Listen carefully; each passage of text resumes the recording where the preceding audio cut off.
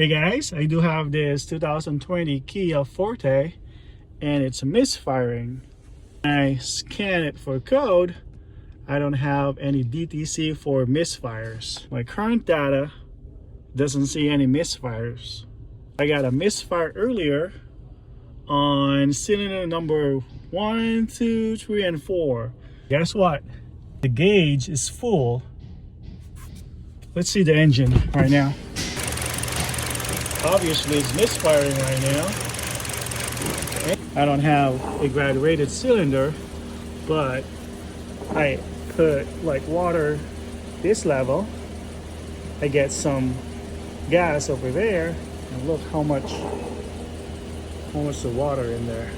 This is my level, and the water is right up there. Snap all.